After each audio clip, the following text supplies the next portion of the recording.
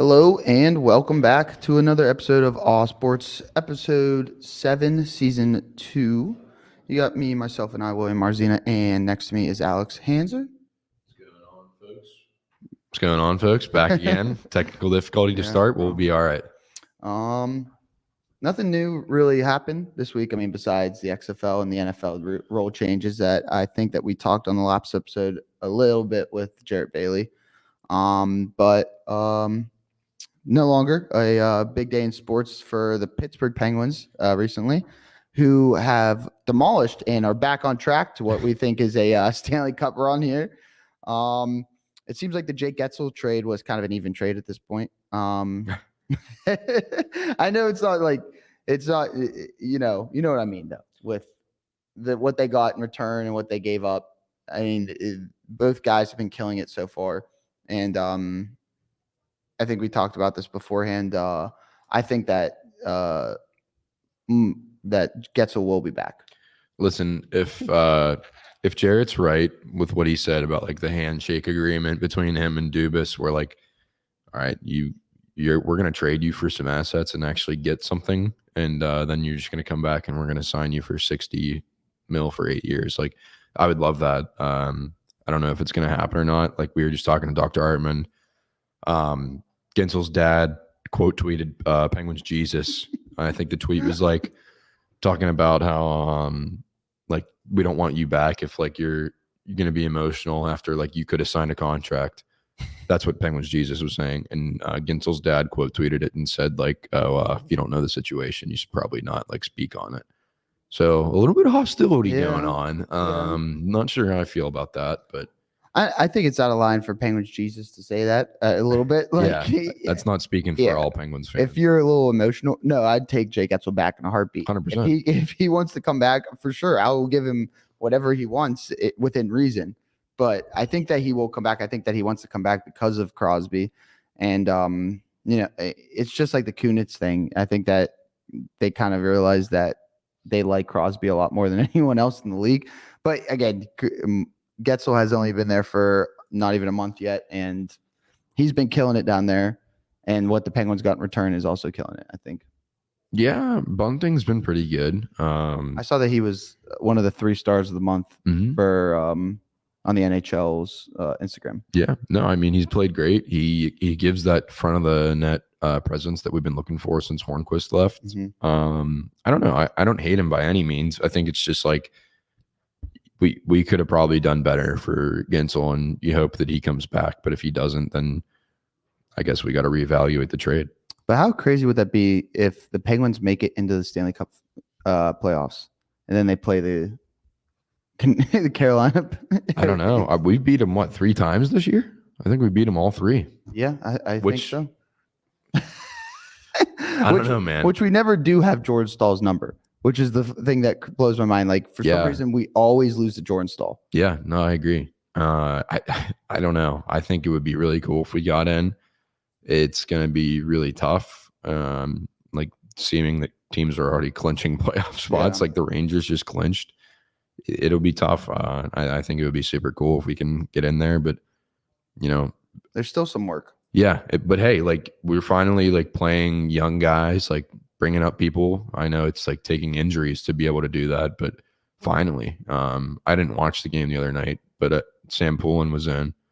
I know his line mate got a point, got a goal, so obviously he's doing something right. Yeah, he looked real good. I thought that his pace was a lot different. It was a change of pace from what we're used to seeing. But the Penguins do need to go on a run here if they do want to make the playoffs. They currently sit right now. Let's see if I can show this one. Yeah, they currently sit right now 3 points behind the Islanders, and then 4 points behind the Devils. And then they also sit 9 points behind the Capitals out of the last playoff spot in the Metropolitan Division. So they sit 9 points behind, and then they also have 1, 2, 3, 4, 5, 6, 7, 8, 9, 10, 11 games left. Like, realistically, we probably have to win out, or like damn near close to it. Yeah. But again, 2 games against the Blue Jackets coming up here. You winnable games, and then the Rangers, who seem to always have the Penguins number.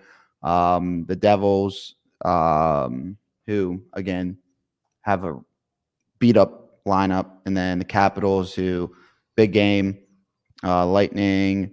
They're all big games. Yeah. Maple Leafs, Red Wings, Bruins is the biggest one. I think that they will probably lose. Well, I wanted to go through it. If the playoffs started today, like the matchups and who we think would win. Mm-hmm. So, and if we got in, we would play the Rangers. That's who we would play. Well, if we got wild card 2.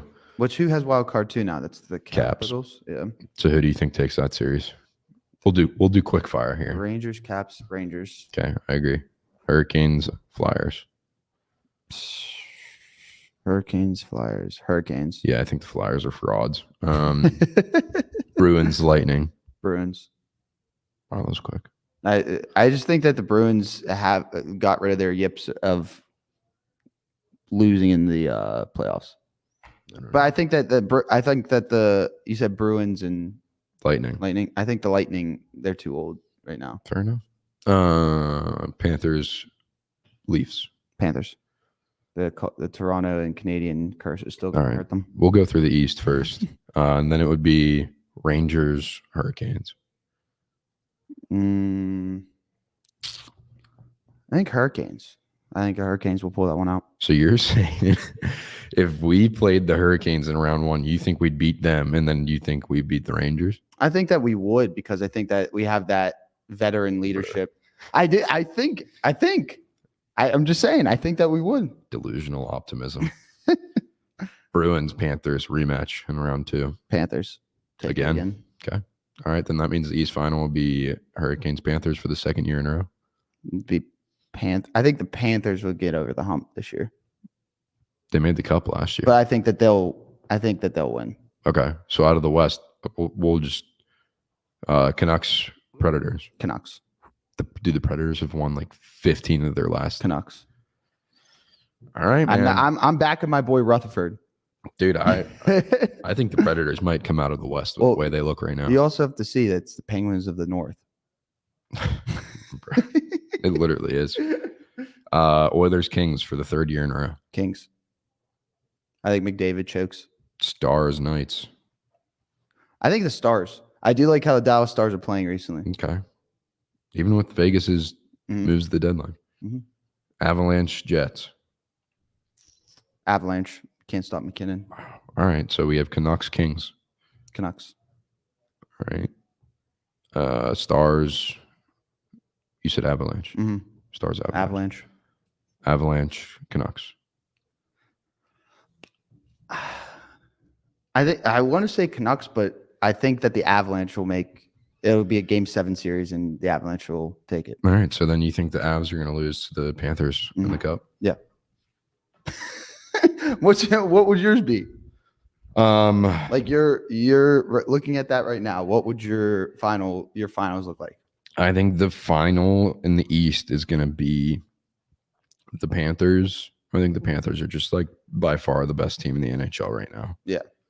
I think their goaltending is going to take them a lot farther Yeah, than people I think. agree. It just sucks. I feel like that bottom part of the East is so much better than the top part.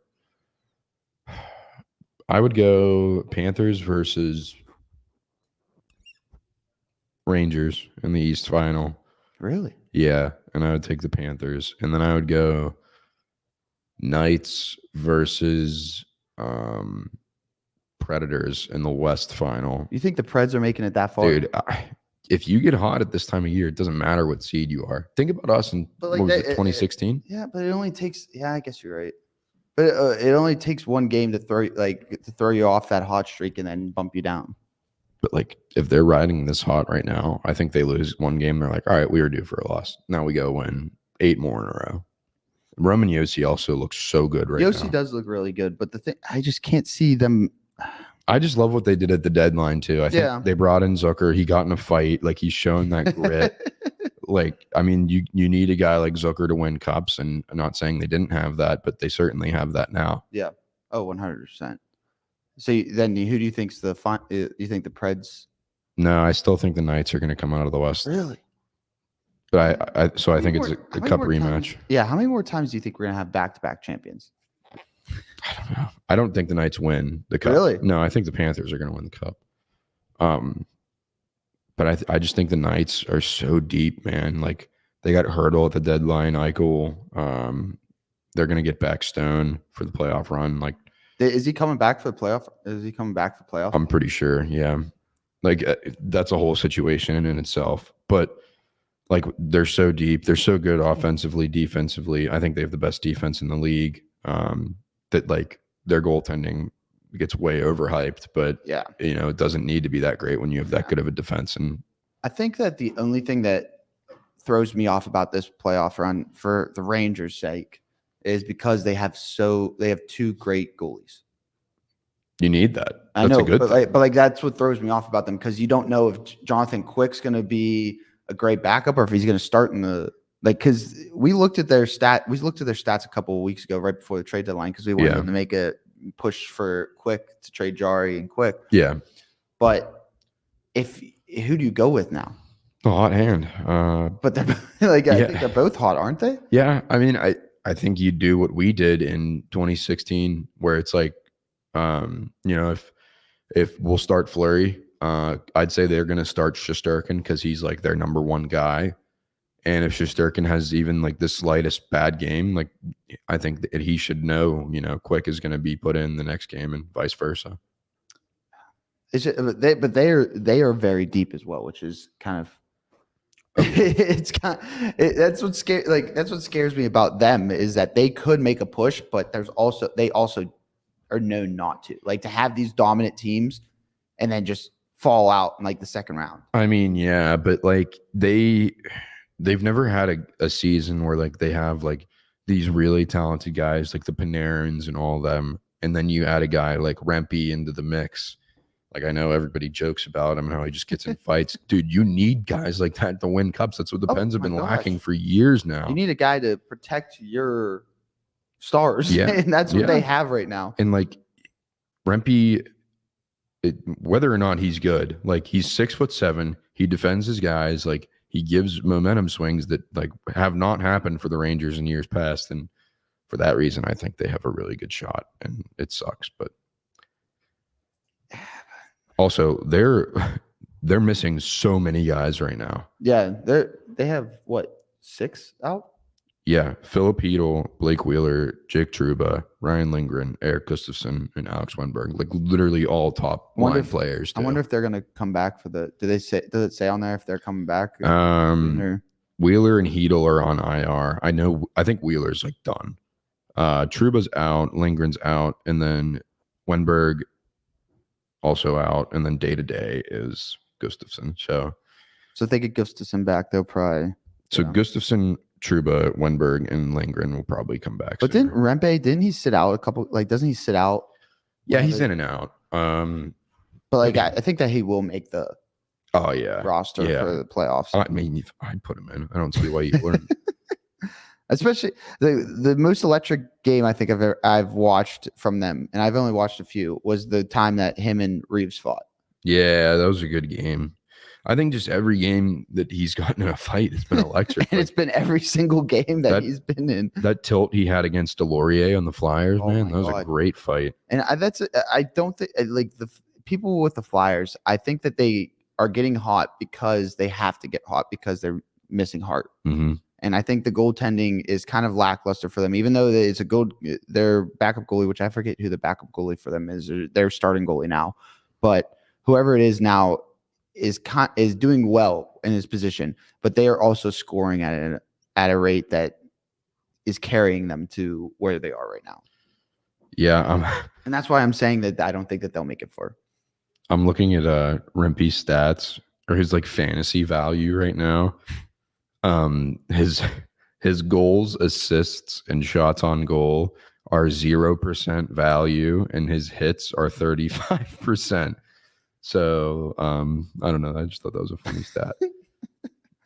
Like, he's not a good player. Like, he really just is not good at hockey, but he is the guy that you need. He's a goon. Yes. He's and the league has been missing that. They've been trying to take fighting out, which I don't understand. Like that's always been a part of hockey. Keep the players safe, like whatever. They want to do that. If the NHL isn't going to protect the star players, you have to put a guy on your team that will protect the star player. Right. And like he's not good at hockey whatsoever, but he's going to get the job done for him. And he's done it. And he might be the reason they make a run. Yeah, exactly. Other big news coming out of the Pittsburgh camp: the Steelers made a huge sign, as we think. Cordero. And they signed him for 2 years. What was it? $6 million. $6 million. And with the new kickoff changes, I think that this will be a major move for them. He's going to be a glitch, I think. Not only on kickoff, which my goodness, we've needed for years now, a kickoff returner. Really, you didn't like Gunner? Come on, dude. Gunnar Olszewski should never see a football field again. I was at the game, the Cleveland Browns game, whenever he toe tapped an out of bounds kick on a kickoff. Dude. Toe tapped it. Yeah. Whenever it was on like the 10-yard line. Yeah, it's awful. Like he's not. We just said Rempe's not good at hockey. Olszewski's not good at football. Anyway, no, I think it's a huge upgrade from what we've had. Even over Igwebuike, I think he'll be a lot better than that. I don't think Igwebuike was ever even supposed to be a returner. I thought that Calvin Austin was supposed to be a returner, which I never understood why they never used him like that. They tried, I think, a couple times, and they just took him out. They did in the preseason, and he returned one back, and then never saw him back there again. Well, you did your job. You're not going to get another chance. You proved to us that you could do it. Congrats. Right. No, I think Cordero is going to be great for us. Not only in the return, I think he's RB3, and he won't get used that much considering the two running backs we have. Is McFarland still on the team? Yeah, I think Patterson will be above him on the depth chart. But like, because for some reason Mike Tomlin loves him. Yeah. I get why he loves him, because he's from Maryland. His son goes to Maryland, and I don't know. Does his son still play on Maryland, or is he getting drafted this year? Are you talking about Dino? Yeah. Dino plays on Boston College. Did he transfer? Pretty sure, yeah. Because he was at Maryland. I swore he was at Maryland for the longest time. I thought this was his year. No, I think he's at Boston College, but I'm pretty sure he is declared. Did he declare for the draft, though? Yeah. Oh, okay. I'm pretty sure, at least. So mark that down as one draft pick right there. but you gotta he will. I don't know. Yeah, he is in this year. Yeah, he did. He's a reg. Wait, yeah. He's All right. yeah. He declared for the draft.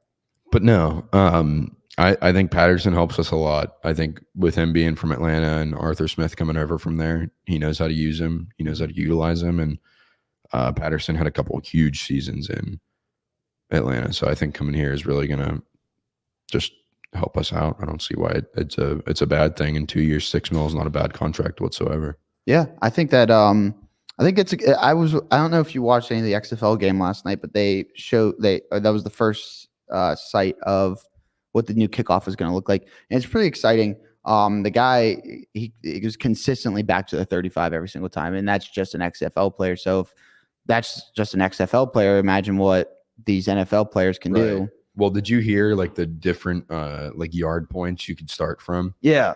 So it's the 35 if it's a touchback or like a normal touchback. It's the 40 if it's in front of that little like box. Yeah. And if you get it in the box and it rolls out of bounds, it's the 20. Is it 20?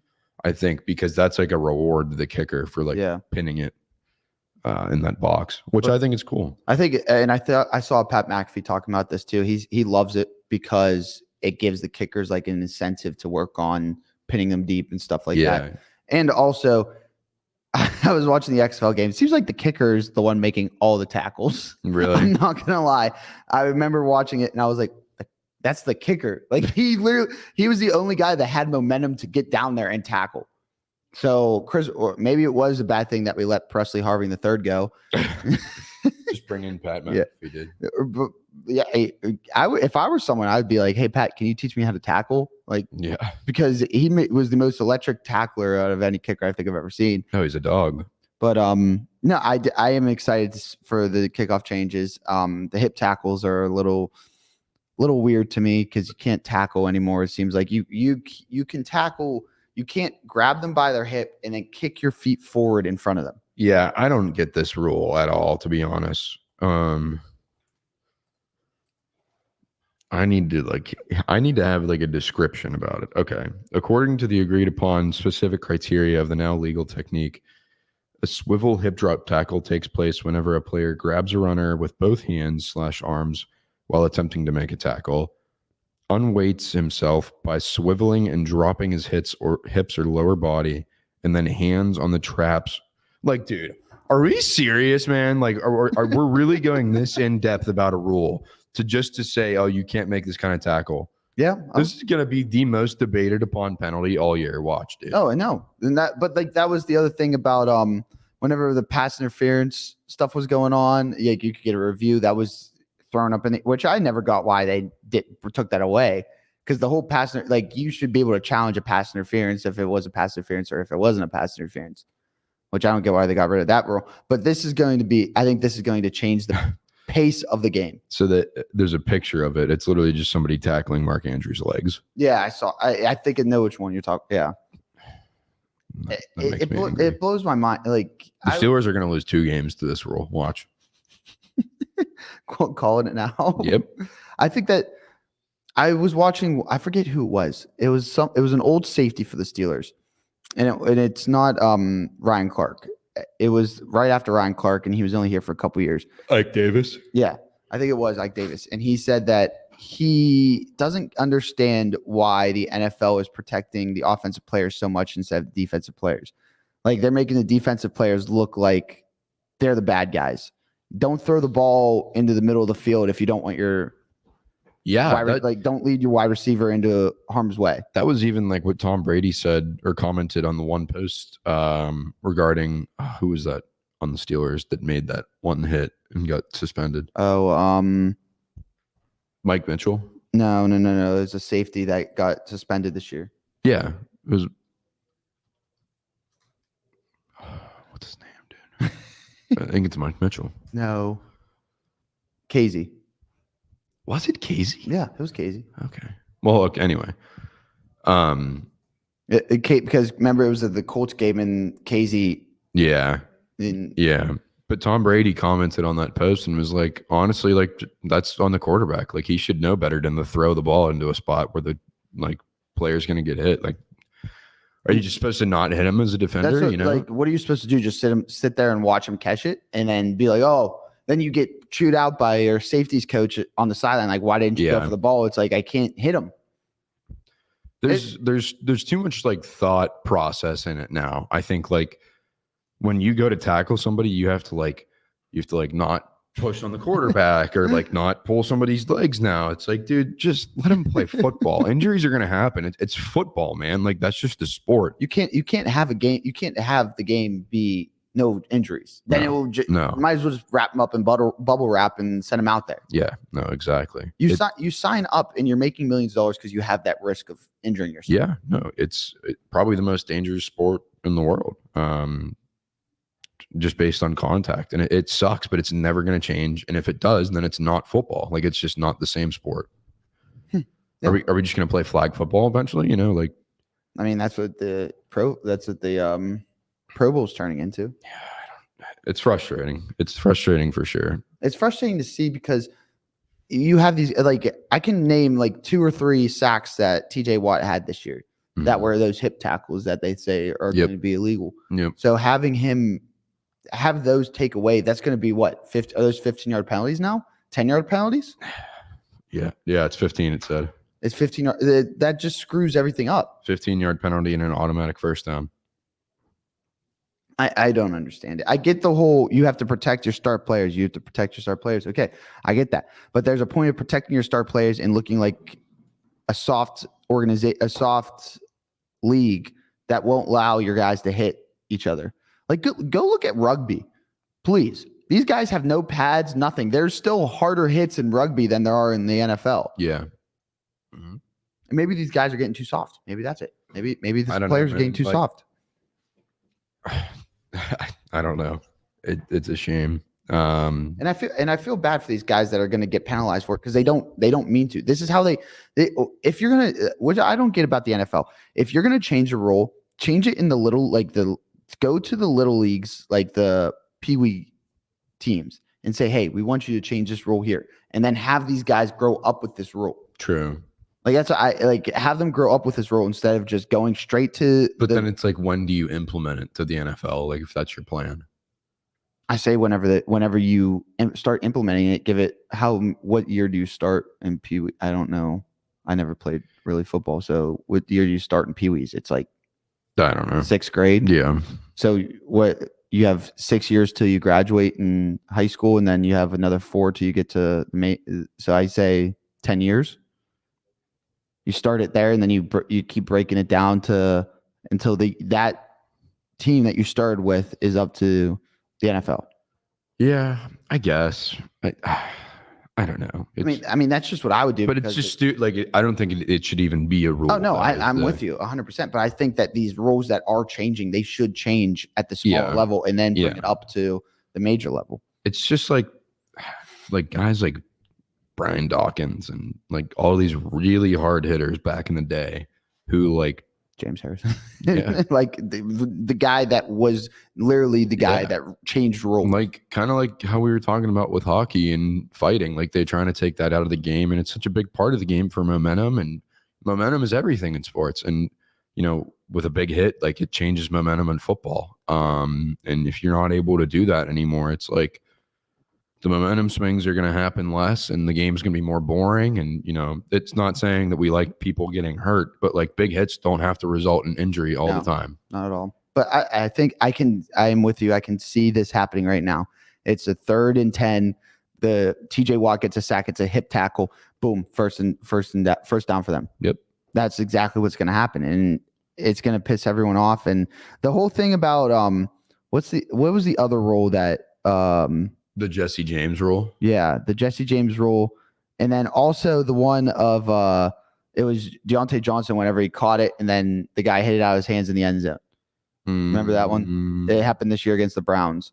And that one was the one that everyone was more mad about because he didn't have full control or something. I do remember that.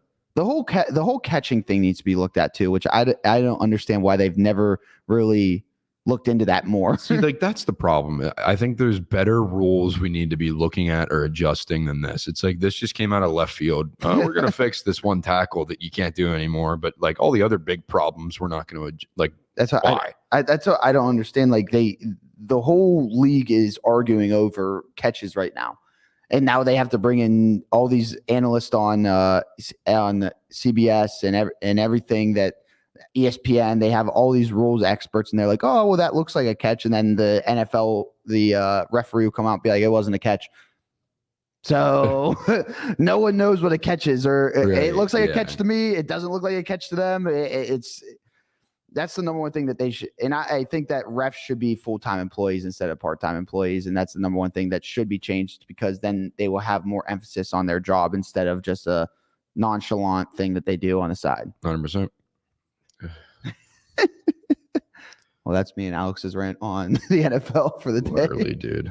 But goodness gracious. Another big news: the Pirates start today against let's talk about something good. Against the Miami Marlins. How are the Marlins supposed to be this year? They're not supposed to be bad, but the Marlins are in the same boat as the Pirates. They're a small market team. They have some young stars. And they don't really have too much pitching, but the Pirates did come out and they do have the number 3 bullpen in the MLB. Supposedly, wow, that was voted. That was on the poll of the MLB Instagram. So they have the number 3 in that. But the only thing that is questionable for the Pirates right now is their starting rotation behind Mitch Keller. Who else do you have? And they do have Paul Skeens in the minors, but we won't see him till May. And is that like confirmed? I mean, it's the nutting way. That's what happens. He doesn't want to pay him another year of arbitration. So he'll wait till May so that he doesn't have to pay him his full contract and everything, so that they have him for an extra year and all this stuff. It's a weird rule by the MLB. I don't understand it, but Nutting knows how to play that card. He did the same thing with Garrett Cole, and he'll do the same thing with him. And then he won't sign him for a deal that he's worth, and that's exactly how it's going to go. But they do have I think that this year, I know that a lot of people are excited for the Pirates this year, and I'm very excited for the Pirates. They have Key Brian Hayes, Gold Glove winner, coming off of last year. Then they also have Brian Reynolds in left field, who was voted as the third best left fielder in the MLB. I think that Jack Sawinski will have a dominant year, a turnaround year. Last year, his batting average was a little bit lower than before. His home run hitting was a little lower than what a lot of people wanted. And then you also have Andrew McCutchen, who's still going to be your DH, who I'm very excited for. And yeah, I mean, I think that the first base position that they filled was really good. Peguero coming back as a second-year guy is going to be really nice. O'Neal Cruz coming back healthy, which is a big thing, is going to be really, really nice. Henry Davis as your catcher is going to be, I'm nervous for to a point, because everyone talks about that he got drafted as a catcher and then they moved him to right field. Everyone talks about how bad of a catcher he is. If he got caught in college, got first overall draft pick as a catcher, I think this guy can catch. Yeah. So yeah, I'm not too worried about that. So I mean, there's a lot of people that are very worried about him catching and everything. I think that he's going to be a dominant guy, especially in the batting order. I mean, we saw in spring training he lit it up. So say it in O'Neal Cruz. It seemed like every game he was hitting a home run at least 450 feet. So I mean, I'm getting more and more excited just talking about the Pirates. Keller got the go today. He's getting the start. Yeah. I mean, pretty obvious, I guess, that was going to happen. I mean, I think he's third in the Cy Young Award in bets, I think. How's the Marlins pitcher, Jesus Luzardo? He was their ace last year. He 26.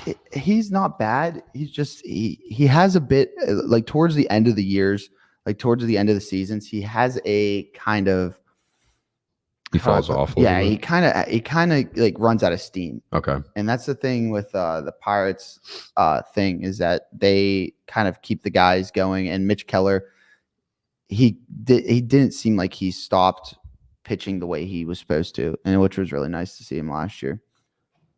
So yeah, they've Mitch Keller, and then with Aromas Chapman coming in for the bullpen, I think that helps Bednar a lot, because that was the one thing that the Pirates were missing, was a setup guy. Mm-hmm. And with Aromas Chapman coming in, the Cuban Missile, I think that that's really going to help the Pirates set up and not lose. Like, their bullpen really let them down a lot last year, and I think that with adding Aromas Chapman, adding another pitcher, I think they got Martin Perez, I think, but he's a starter. So, like, with having Martin Perez, a guy who won the World Series last year on the Texas Rangers, having that experience of what it takes to get to getting to the World Series and what it takes as pitchers, because you have these young guys that have never even pitched in the playoffs, like you have Mitch Keller and everything like that. So having them in there, having him in the rotation as like kind of like a leader would be great, I think, for the Pirates.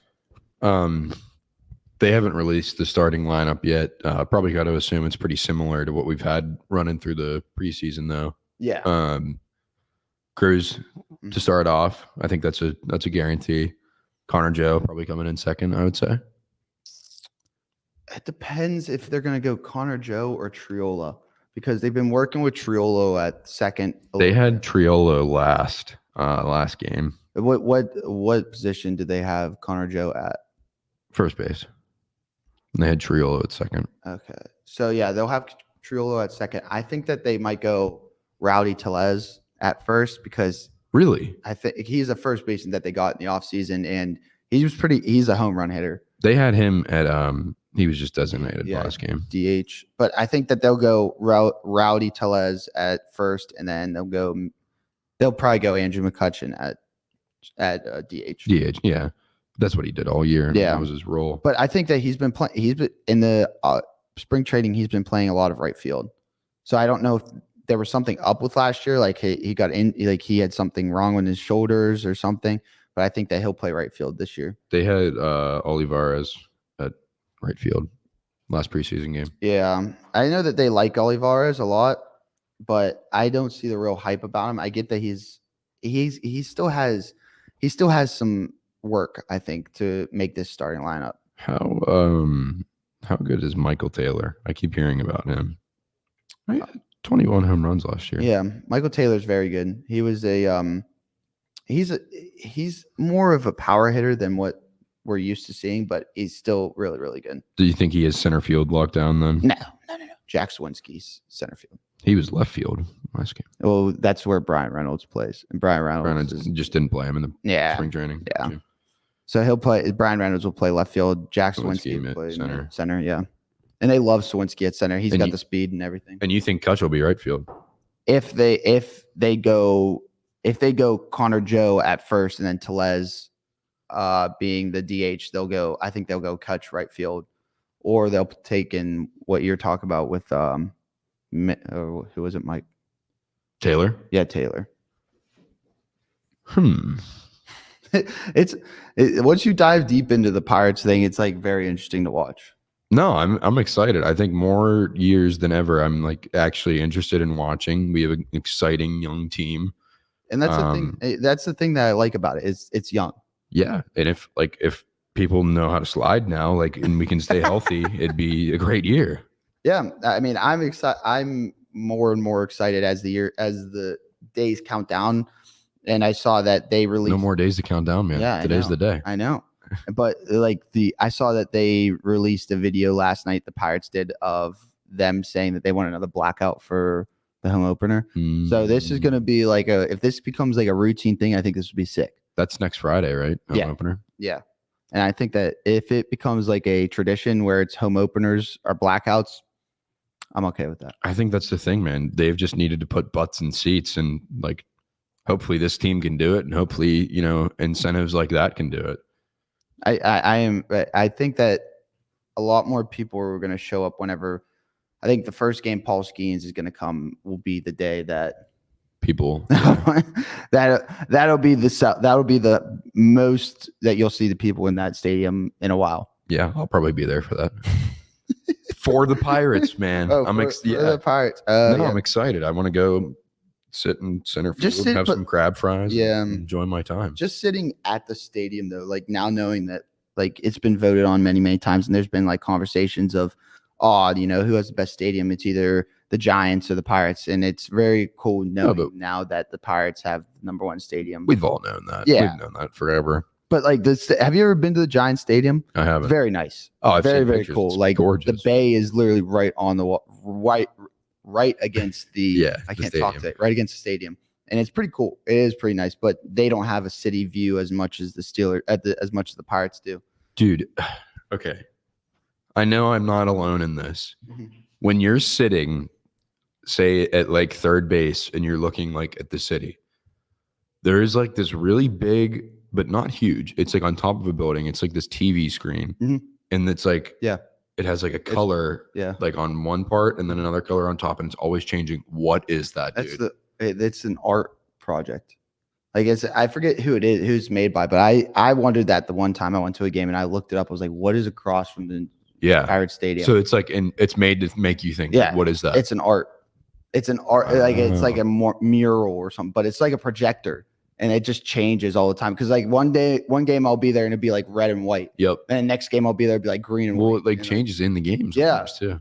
And I'm like, what is that across the stadium? But it's never there whenever it's a morning game or a day game or something. Dude, no, I've literally spent innings trying to figure out what that is. You're staring at you what?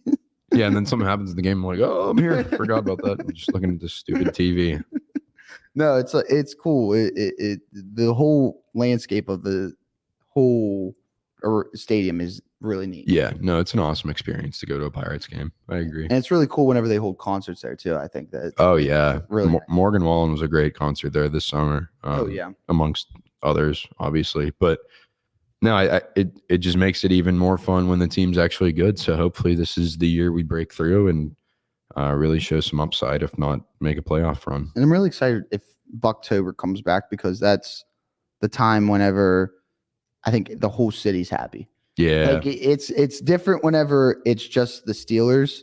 Like everyone's like, oh, the Steelers are in the playoffs, blah, blah, blah, blah. Penguins are in the playoffs. Yeah, okay, whatever. It happens every year. It doesn't seem like now, but it happens every year for us. But whenever the Pirates are in the playoffs, it's different. I feel like it's also just like there's been so many expectations set for the Steelers and Penguins the last couple of years that it's like, all right, the Pirates, like, here we go. But it's like there's really no expectations this year. We're just excited to see how they're going to be. Yeah. So if they can go on a run, it's just going to be an exciting thing, and we're not going to really be like, you need to win this year. Like, I think it'll just be a nice celebration for everybody. But I think that it comes down to that, like, they're just happy to make it. Yeah. Pirates fans have been tortured for so many years that I think that they'll take anything at this point and they'll be happy with whatever they get. Yeah. And it's exciting. It's a good time to be a Pirates fan, finally. Very exciting. They have a lot of young guys in the minors that are, the Pirates are still ranked with all these guys that they've called up, Triolo, Pagero, all these guys that they've called up. They still have the number 3 farm system in the league. So it's very nice to watch. It's going to be very interesting. Exciting.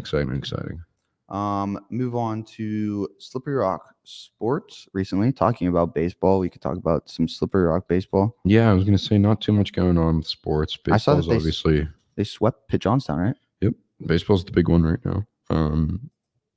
Well, they lost their first. So they played on March 22nd in a doubleheader and lost the first game there, and then they won the second that day, and then March 23rd they swept them. Why couldn't I think of that word? Wow. It was back to back. It was doubleheader for both games, right? Doubleheader days. Yeah. Right. Not confusing at all. Thank you, Slippery Rock Athletics. No, I'm excited. Their team seems a lot better this year than they were last year, it seems like. Yeah. What did they go last year? They were. Was it 23-27? Yeah, they're losing records. So. Yeah, and this year they're already 11-4. Yeah. Yeah, they were supposed to play Tuesday, and it was canceled probably because of weather. Yeah, I don't think it was the best on Tuesday. And number 10, Ashland University, is number 10 in the nation. Yeah, it was canceled. It wasn't even postponed. Yeah. Huh. All right. Maybe Ashland was scared. Probably. Yeah, I'd be. But yeah, we have another doubleheader this weekend. We head to Mercyhurst on Friday to play them twice, and then they come back here on Saturday. And I find it weird that they do these in between games. So like they'll do the doubleheader against Mercyhurst, and then they are against University of Charleston just for one game. Yep, and then it's IUP, and then it's Mansfield.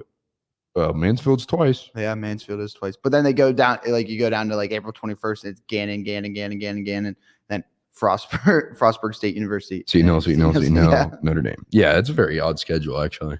But these 2 games here, these Mercyhurst games, Mercyhurst always gives them a run for their money. Mercyhurst is like the number 1, like is always nationally ranked for D2 baseball.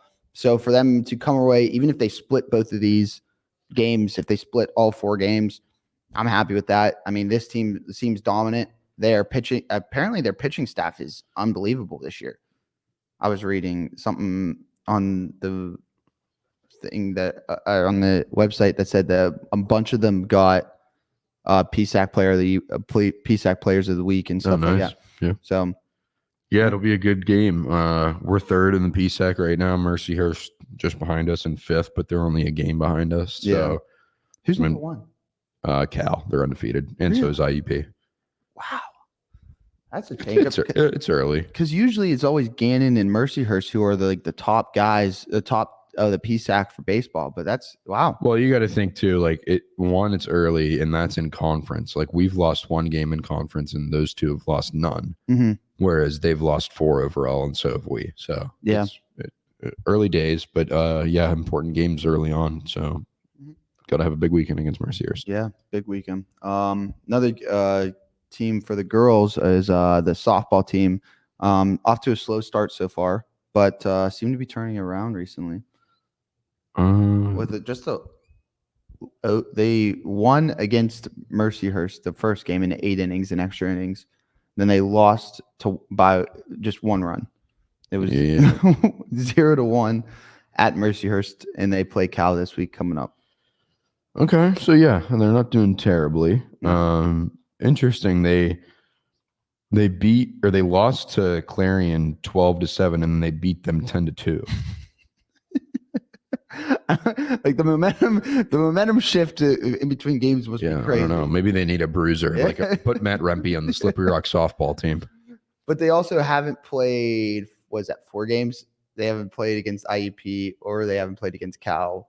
For they got 2 of those games postponed, or all 4 of those games were postponed. Yeah, so now we have Cal coming up, right? Yeah, and then I guess that's whenever they'll play for their. Yeah, that's whenever. So they'll have 4 games. They'll have a 4. They'll have double. They'll have a 4-header.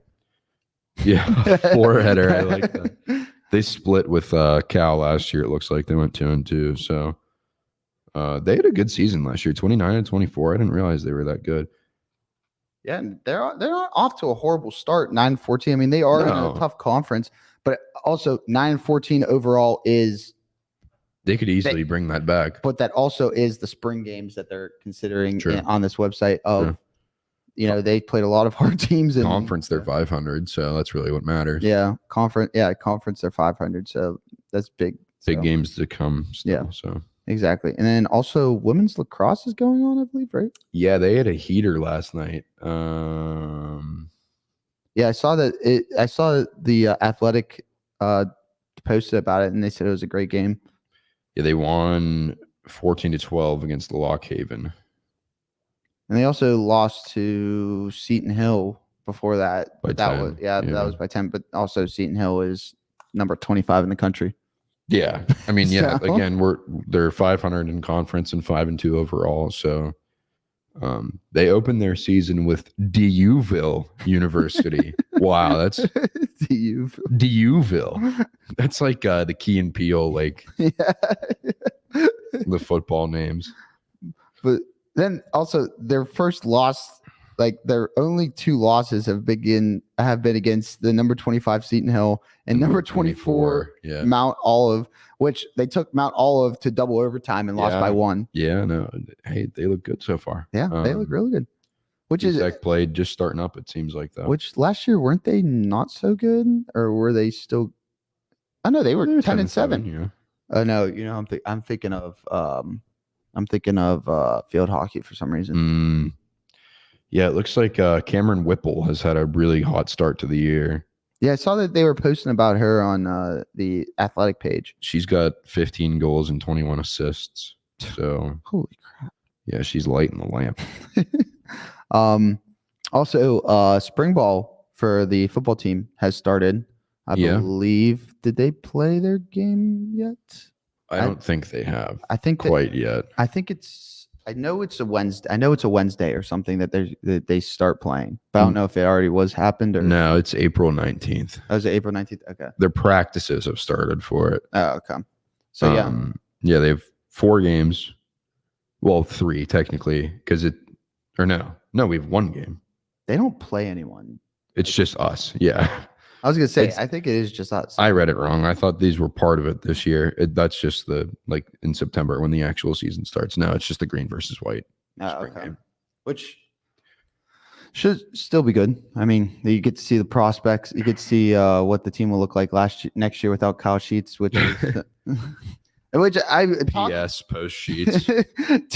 Talking to Lutz, he seems excited to see who can step up in Kyle Sheets' spot. Yeah, that's always an exciting thing for a player, kind of waiting in the wings. When you're an athlete, you want your team to win, but when you're not that guy, you kind of want to be the guy. So it should be cool to see who steps up into that role. Hopefully another good year.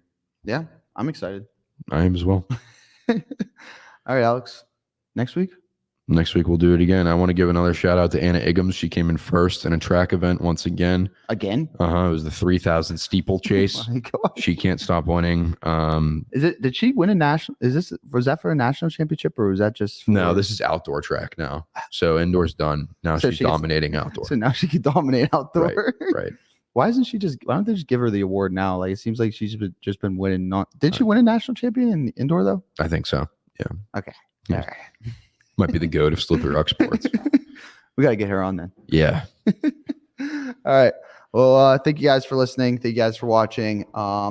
See you next week. Go Cyclones.